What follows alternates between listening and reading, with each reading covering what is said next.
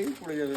দেখুন বন্ধুরা, এই যে একটা ভাই আসলো আজকে চুল নিতে, হচ্ছে ফেরিওয়ালা। তো একজন চুল দিয়ে আমরা কত কিছু আজকে এই যে নিয়ে নিলাম। তো আমার আজকে চুলে হয়েছে 1070 টাকা।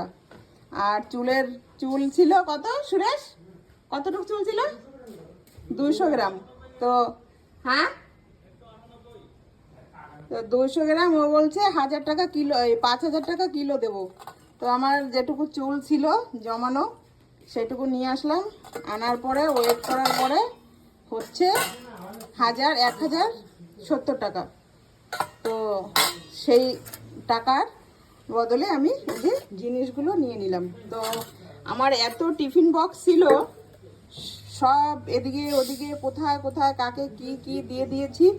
এখন টিফিন বক্সগুলোই আমার কম হয়ে গেছে। তো দেখলাম এর কাছে বেশ কিছুটা টিফিন বক্স আছে, অতটা ভালো নয়, একদম মানে একটু হালকা, তবুও টুকটাক কাজ চলে যাবে যে কয়দিন থাকে।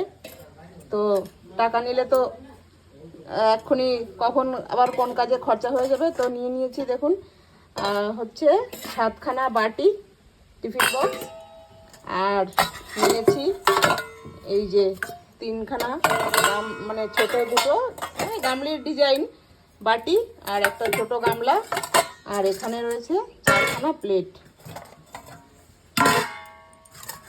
এই যে, তো এই হলো আমার 1000 টাকার জিনিস। দোকানে কিনলে হয়তো এটা হতো না, আর কোয়ালিটিটাও তেমন মজবুত নয়, সেই কারণে কিন্তু হয়ে গেল এই যে এতটা আমার জিনিস।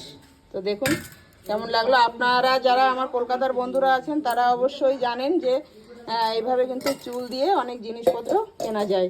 তো আপনাদের ওখানে কিন্তু অনেক আরও মানে কমে সব জিনিসপত্র বিক্রি হয়। আমরা আন্দামানে থাকি, তো আমাদের এখানে কিন্তু প্রচুর দাম জিনিসের, সেই কারণে কিন্তু আমার তবুও এতটুকু জিনিস হয়ে গেল। পুরো 1 বছর 2 বছরের চুল জমা করে রাখা হয়েছে, কিন্তু গতবারও দিয়ে দিয়েছি।